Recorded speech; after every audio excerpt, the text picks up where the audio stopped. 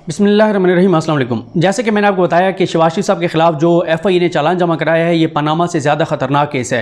अब मैं पहली आपके सामने एक मिसाल रखता हूँ कि क्यों मैं ये समझता हूँ कि शहबाज शरीफ के लिए बहुत ख़तरनाक ये केस है। और ख़ास तौर पर एक ही मिसाल, ये जिसे कहते हैं ना कि देग में से एक दाना चखाना, एक दाना आपको चखा रहा हूँ देग में से, 4000 डॉक्यूमेंट्स हैं, इतनी चीज़ें हैं, बड़ा टाइम लगेगा।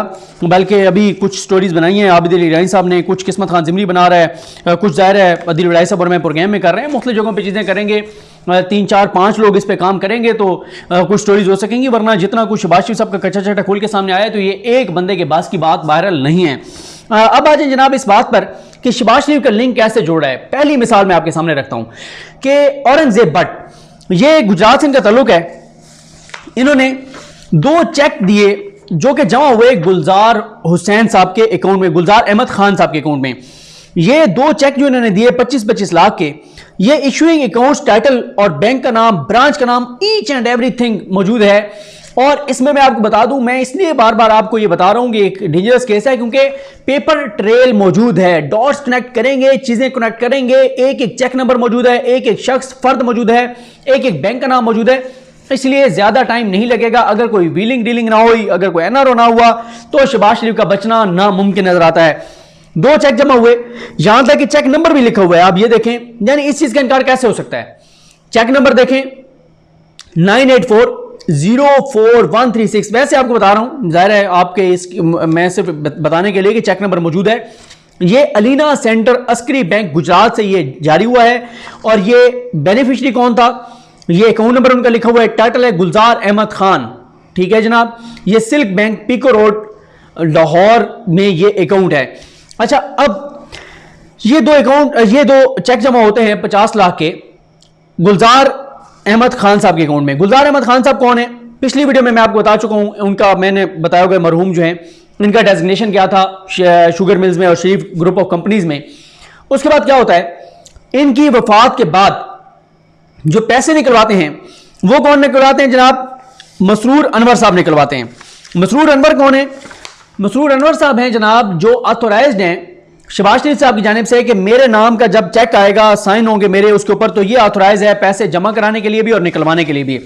अच्छा, ये 2 चेक जो हैं ये जमा करवाए इन्होंने गुलजार साहब के अकाउंट में, निकलवाए मसरूर अनवर ने। मसरूर अनवर का मैंने आपको बता दिया।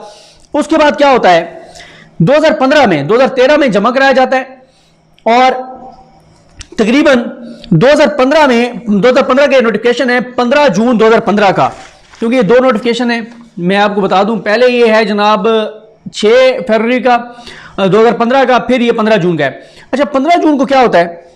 15 जून को जनाब ये होता है कि सॉरी 15 जून नहीं, 15 जनवरी है। 15 जनवरी को नोटिफिकेशन होता है जिसमें ये कहा जाता है कि chief minister has been pleased to constitute the following committee for the development and beautification of तहसील गुजरात। चेयरमैन कौन है? मिस्टर औरंगजेब भट्ट। कौन औरंगजेब भट्ट? जिन्होंने 2 चेक जमा कराए, किसके अकाउंट में? गुलजार साहब के अकाउंट में। गुलजार साहब कौन है? शरीफ फैमिली के एम्प्लॉयज में से एक थे, मरहूम। पैसे उनके अकाउंट से कौन निकलवाता है? मसरूर अनवर। मसरूर अनवर कौन है? जो ऑथराइज है शहबाज शरीफ साहब के अकाउंट में पैसे जमा करवाने और निकलवाने का। इसमें जनाब और कौन कौन मेंबर थे? Mister Amjad Farooq, mister Tanveer Gondal, DCO Gujrat, एक गैर मुंतखब शख्स, एक सियासी वर्कर को शहबाज शरीफ की जानिब से चेयरमैन लगाया जा रहा है ब्यूटिफिकेशन जो तहसील गुजरात की उसके लिए। और उनके साथ जो एडमिनिस्ट्रेटर हैं टीएमए गुजरात वो मेंबर हैं, और ये जो डीसीओ गुजरात हैं ये एक सेक्रेटरी हैं। उसके बाद ये प्रपोजल देगी जनाब डेवलपमेंट और ब्यूटिफिकेशन के लिए तहसील गुजरात के, ये इसका काम था। ये टीएमए गुजरात के काम को मॉनिटर करेगी। और जनाब ये जो है वो रेगुलर बेसिस पे अपनी रिपोर्ट्स और प्रपोजल जो है वो जमा कराएगी। नोटिफिकेशन करने वाले कौन है जनाब? मोहतरम उल मकाम Ataullah Tarar sahab, PSO to chief minister Punjab Shahbaz Sharif. Secretary to chief minister को कॉपी बराए इत्तला भेजी गई, कमिश्नर गुजरात को, डिप्टी सेक्रेटरी असम्बली को भी ये चीफ मिनिस्टर ऑफिस में भेजी गई। ये जनाब नोटिफिकेशन है। ये नोटिफिकेशन हमने वैसे हमारा जो प्रोग्राम है रियासत और अवाम उसमें चलाया था। मैंने वैसे कहा था असद चौधरी साहब जो हमारे प्रोड्यूसर हैं कि इसको स्क्रीन पे चलाएं, उन्होंने जरूर ये चलाया होगा। फिर इसमें एक और मेंबर का इजाफा कराया जाता है।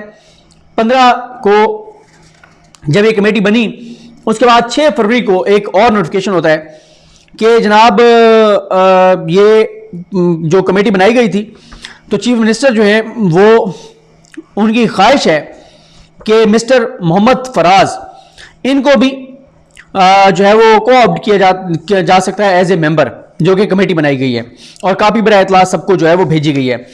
अब आ जाए जनाब इस बात पर, ये तो मैंने आपको बता दिया भट्ट साहब का। अब भट्ट साहब के बेटे को जब एफआई की टीम ने बुलाया तो उन्होंने क्या कहा वो मैं आपके सामने रख देता हूं। तो ये वो चीजें हैं जिससे शहबाज शरीफ साहब कैसे निकल सकते हैं कि एक शख्स 50 लाख रुपए के चेक दे रहा है, वो उनके मुलाजिम के अकाउंट में जमा हो रहे हैं, उनका अपना बंदा निकलवा रहा है और फिर उसको वो नवाज भी रहे हैं, सरकारी तौर पर नवाज रहे हैं। ये इस तरह से तो बादशाहाना तरीके से जनाब ये मामला चलाए जा रहे थे। एफआई की जानिब से जो ये चालान जमा कराया गया है, इसमें जनाब पेज नंबर 55 के ऊपर और 54 और 55 के ऊपर ये चीजें हैं जो मैं आपके 55 और 56 के ऊपर हैं, पैराग्राफ नंबर 49, 50 और 51 में ये चीजें हैं। क्या कहा गया जनाब? कहा गया है कि दौरान तफ्तीश मुतअद्दिद बार नोटिस दिए जाने के बावजूद तफ्तीश से भागने वाले औरंगजेब भट्ट के बेटे असलम भट्ट अपने वालिद की तरफ से पेश हुए। उन्होंने यह एतराफ़ किया कि यह चेक मियां शहबाज शरीफ से मॉडल टाउन के घर नंबर 180H में होने वाली मुलाकात के दौरान उनके हवाले किए गए थे। उन्होंने बताया कि उनके वालिद औरंगजेब पाकिस्तान मुस्लिम लीग नून के पॉलिटिशियन हैं और उन्हें शरीफ खानदान की जानिब से दबाव का सामना है। ना तो असलम जेब ने और ना ही उसके वालिद ने कोई फॉर्मल बयान दिया कि यह चेक एक मीटिंग के दौरान शहबाज शरीफ जो इस वक्त वज़ीर आला थे हवाले किए गए। तहाँ मौजूदा तहकीकात के दौरान असलम जेब के इस बयान पर इन्हिसार नहीं किया गया। असलम जेब ने मजीद इंकशाफ किया कि सिर्फ यही चेक नहीं थे जो मियां शहबाज शरीफ के हवाले किए गए थे, 4 चेक और भी थे जो उनके हवाले किए गए थे। वो चेक एफआई की जानिब से चालान लिखा गया कि वो चेक इस रिपोर्ट में शामिल नहीं किए गए क्योंकि उनकी ट्रेल इन बेनामी अकाउंट्स के साथ ट्रेस नहीं हुई थी। हो सकता है वो शरीफ खानदान की जानिब से कहीं और इस्तेमाल किए गए हों, क्योंकि एफआईए जिन अकाउंट से उनका ताल्लुक जोड़ना चाह रही है उन अकाउंट से दीगर जो चेक हैं वो कनेक्ट नहीं हो रहे थे, तो इसलिए इस चालान का हिस्सा उसको नहीं बनाया गया। कहीं और अगर वो आ गया तो वो नैब या कहीं पर इस्तेमाल हो सकती है चीज़, इसलिए अच्छा फिर वो कहते हैं कि इसलिए यह मामला मौजूदा तहकीकात से मुतल्लिक़ नहीं है। तफ्तीश के दौरान यह इंकशाफ भी हुआ कि ये दोनों चेक औरंगजेब की तरफ से जारी किए गए और रमजान शुगर मिल्स के जो नायब कासिद है गुलजार अहमद खान मरहूम के अकाउंट में जमा कराए गए। ये पार्टी फंड नहीं था, लेकिन ये ग्रेटिफिकेशन थी। औरंगजेब भट्ट को development and beautification committee Gujarat का चेयरमैन मुकर्रर किया गया था। उन्हें यह 14 जनवरी 2015 में दिया गया था, जिसका नोटिफिकेशन वज़ीर आला शहबाज शरीफ के PS जनाब अताउल्लाह तारड़ ने मियां शहबाज शरीफ की तरफ से जारी किया था।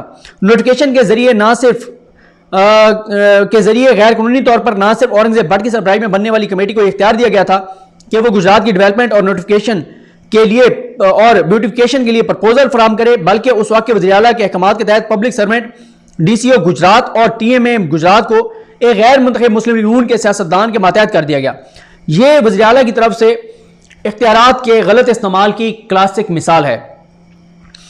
5 मिलियन रुपए की ये जो इन्होंने 5 मिलियन रुपए दिया था जो रमजान शुगर मिल के चपरासी गुलजार अहमद के बेनामी अकाउंट में जमा कराई गई थी, ये बिल्कुल वाज़ेह तौर पर साबित हो चुका है कि ये बेनामी अकाउंट इस्तेमाल किए गए ताकि शहबाज शरीफ की तरफ से गैर कानूनी तरीके से हासिल की गई रकम को इकट्ठा किया जा सके। यह भी हकीकत है कि गुलजार अहमद मरहूम का अकाउंट मरहूम के अपने कंट्रोल में नहीं था। मरकजी मुल्ज़िम इससे भी बेनकाब होता है कि खान ट्रेडर्स के नाम से ये रकम अकाउंट ऑपरेट किया जा रहा था। ये अकाउंट जो है वो ऑपरेट किया जा रहा था, जिसमें 4 मरतबा रकम गुलजार खान की वफात के बाद कैश बॉय मसरूर अनवर ने निकलवाए। शहबाज शरीफ के शरीक मुल्ज़िम मसरूर अनवर इस अकाउंट से गुलजार अहमद की वफात के बाद भी रकम निकलवाता रहा। ये शवाहिद, ये सबूत ये साबित करते हैं कि शहबाज शरीफ का बेनामी अकाउंट्स पर कंट्रोल था ताकि वह गलत तरीके से हासिल की गई दौलत को छुपा सकें। शरीक मुल्ज़िम मसरूर अनवर शहबाज शरीफ के ज़ाती अकाउंट में भी रकम जमा करवाते रहे और निकलवाते रहे और ये रकम HBL न्यू मुस्लिम टाउन लाहौर से निकलवाते रहे, जिसकी तस्दीक ट्रांजैक्शन से होती है। ये इस तरह से इनका कनेक्शन शहबाज शरीफ साहब का जोड़ा गया है। और जनाब आपको एक और चीज़ बता दूं कि कैश विड्रॉल जो है वो कैसे कैसे होता रहा, ये सारा भी इसमें लिखा गया है। और जनाब ये कब का मसरूर अनवर जो है वो अकाउंट्स में से पैसे निकलवाते रहे, वो सारे के सारे हैं।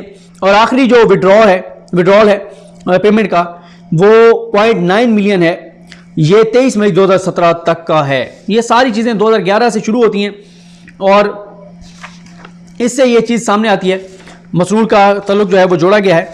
तो ये वो सबूत हैं, ये वो शवाहिद हैं, जिस वजह से मैं कह रहा हूँ कि चीज़ें बहुत कॉम्प्लिकेटेड हैं बहरहाल देखते हैं ये केस आगे कैसे चलता है। ज़्यादा जिम्मेदारी अब FIA की इसलिए है कि उनको ये चीज़ें साबित भी करनी है, और साथ ही मौज़म हबीब एडवोकेट साहब, उनके लिए एक बड़ा टास्क है। देखते हैं वो इस टास्क को कैसे निभाते हैं। मुझे भी दुआ में याद रखें। अल्लाह करीम हम सबका हामी नासरो। अल्लाह हाफिज़।